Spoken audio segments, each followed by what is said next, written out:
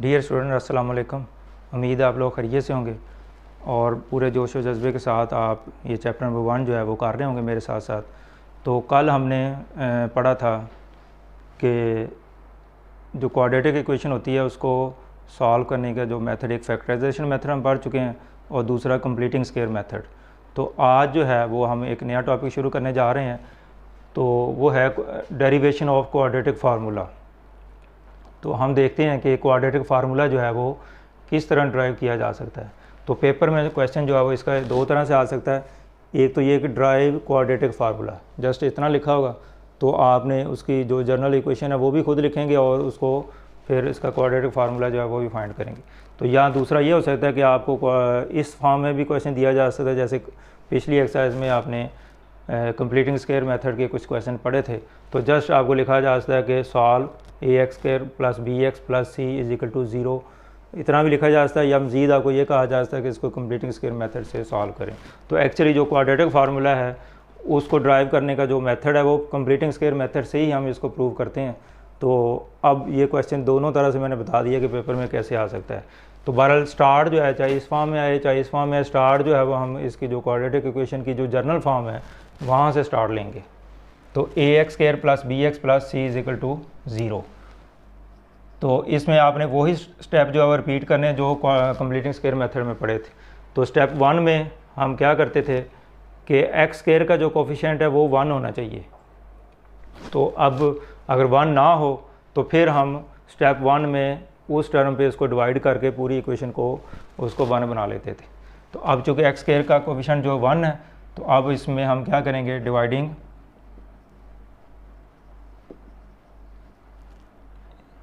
Each term of quadratic equation by A, के तमाम terms को हम ए पे डिवाइड कर देंगे।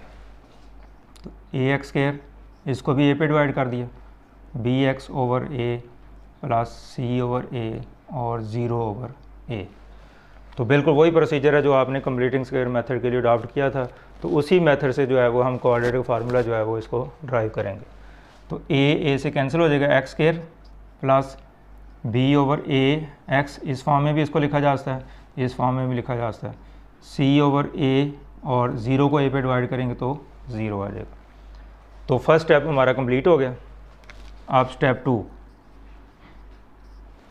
हाँ जी, कंप्लीटिंग स्क्वायर मेथड में आपको याद होगा कि स्टेप 2 जो है उसमें जो कांस्टेंट टर्म है उसको दूसरी तरफ शिफ्ट करते हैं हम। Shifting constant term c over a to the right. तो x² plus b over a x is equal to minus c over a। तो कांस्टेंट टर्म जो है c ओवर a, इसको हमने दूसरी तरफ शिफ्ट किया तो ये माइनस c ओवर a है। तो स्टेप 2 जो है वो भी हमारा कंप्लीट हो गया। अब इसी तरीके से स्टेप 3 जो है ये भी आपको याद होगा कि x का जो कोफिशिएंट है उसका आपने हाफ करना है। तो b ओवर a इसको अलग लिख लें आप। अब इसका हाफ करने के लिए इसको 2 पे डिवाइड भी किया जा सकता है या 1 ओवर 2 से मल्टीप्लाई भी किया जा सकता है। चूँकि ये फ्रैक्शन में है तो बेहतर ये कि आप इसको 1 ओवर 2 से मल्टीप्लाई कर दें। तो अगर ये कोई कैंसिल होती है तो टर्म कर दें, नहीं है तो b को 1 से मल्टीप्लाई किया तो b आ जाएगा। इस तरह 2 को a से मल्टीप्लाई किया तो ये 2a आ जाएगा। तो b ओवर 2a उसका हाफ हो गया। अब आपने क्या करना है, इसका स्क्वायर, होल स्क्वायर जो है ये दोनों तरफ ऐड करेंगे। Add b over 2a whole square on both sides. तो स्टेप 3 बिल्कुल सेम उसी पैटर्न से जैसे आपने पिछली एक्सरसाइज में पढ़ा कि x का जो कोफिशिएंट है उसका हाफ लिया, फिर उसका स्क्वायर दोनों तरफ ऐड करेंगे।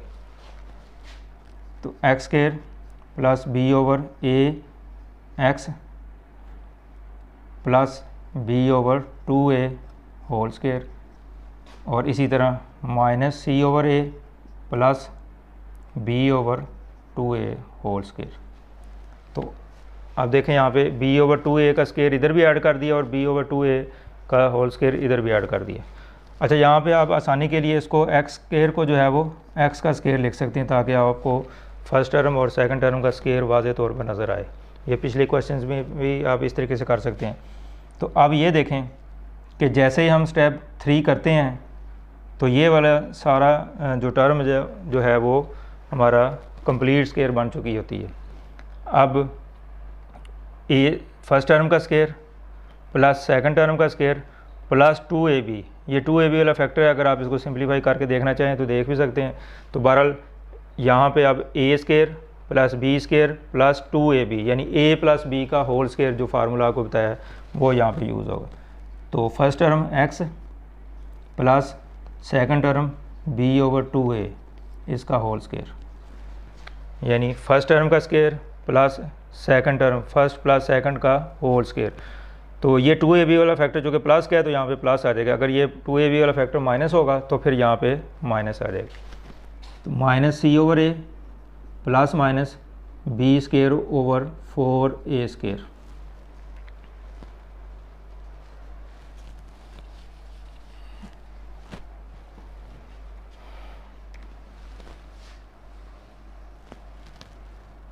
अब हम नेक्स्ट अगले स्टेप में चलते हैं। यहाँ पे अब फ्रैक्शन और बीच में प्लस है तो एलसीएम लेना पड़ेगा आपको। तो इसका एलसीएम जो है a और 4a², तो एलसीएम जो है वो इसका 4a² आ जाएगा। अब 4a² को आपने a पे डिवाइड करना है तो a से कैंसिल हो जाएगा, 4a आएगा और 4a को c से मल्टीप्लाई कर देना -c से, तो -4ac। इसी तरीके से ये 4a को 4a पे डिवाइड करेंगे तो 1 आ जाएगा और 1 को b से मल्टीप्लाई किया तो b²। अब यहाँ पे हम अपनी आसानी के लिए इसको थोड़ी देर तरतीब हम चेंज कर लेते हैं। तो b² -4ac इस फॉर्म में इसको लिख लिया जाए तो हमारे लिए इजी होगा। तो इस तरह चेंज करने से साइन वही रहेंगे, प्लस b है तो यहाँ पे भी प्लस है, -4ac है तो यहाँ पे भी माइनस, तो साइन चेंज नहीं होंगे इस तरह तरतीब बदलने से। तो x प्लस b/2a इसका होल स्क्वायर। अब नेक्स्ट चूँकि हमने x की वैल्यू मालूम करनी है तो अब इसका स्क्वायर ख़त्म करेंगे, इसका स्क्वायर रूट लेना पड़ेगा दोनों तरफ, जिस तरह के हर क्वेश्चन में हम करते आ रहे हैं। तो टेकिंग स्क्वायर रूट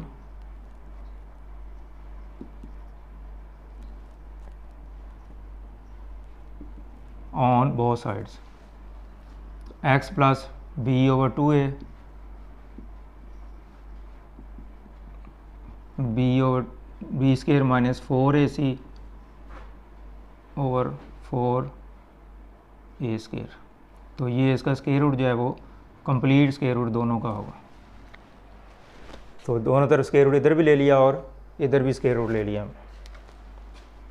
अब ये इससे कैंसिल हो जाएगा तो x plus b/2a plus minus, अब इसका स्क्वायर रूट अलग अलग कर दें चूँकि ये एक टर्म और ये दूसरी ये डिवाइड हो रही हैं तो इसका स्क्वायर रूट अलग कर दें, इसका अलग कर दें।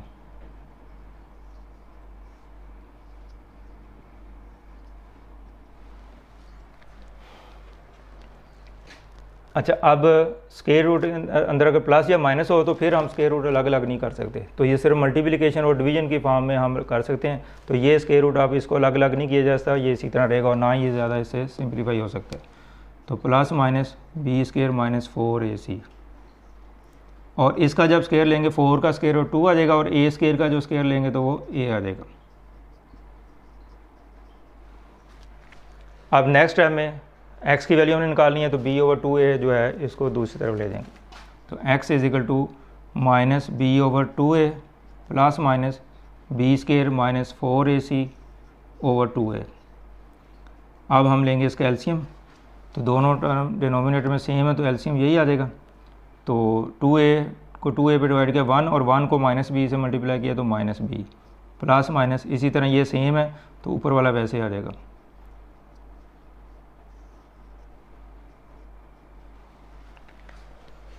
अब इससे मज़ीद हम इसको सिंपलीफाई जो है वो आगे नहीं कर सकते, तो x की वैल्यू हमारी यही निकली है। तो अब इसको जो हमारे पास ये रिलेशन बना है, एक्स की जो वैल्यू निकली है, यही असल में क्वाड्रेटिक फार्मूले के तौर पर यूज़ करेंगे हम इसको। वैसे अगर इसका सोल्यूशन सेट निकाला जाए, अगर तो आपको उसने सोल्यूशन सेट फाइंड करने के लिए कहा हुआ है, तो आप इसका आंसर जो है वो इस फॉर्म में भी लिख सकते हैं, -b plus minus b square minus 4ac over 2a। ये याद रखें कि ये जो 2a है वो पूरे पे डिवाइड हो रहा है। तो अगर तो आपने सोल्यूशन सेट फाइंड करना है तो ये इसका आंसर होगा, लेकिन जस्ट अगर आपने फार्मूला ड्राइव करना है तो फिर इसका आंसर जो है वो यहीं तक आप देंगे। तो अब ये हमारे पास जो रिलेशन आया है, इसको हम क्वाड्रेटिक फार्मूले का नाम देंगे। तो क्वेश्चन हमारा कंप्लीट हो चुका है, क्वाड्रेटिक फार्मूला हमें ड्राइव करना था तो ये निकला है। अब थोड़ा सा इसको मैं एक्सप्लेन कर दूं। x = -b plus minus b square minus 4ac over 2a। तो ये हमारे पास x की वैल्यू, ये क्वाड्रेटिक फार्मूला है।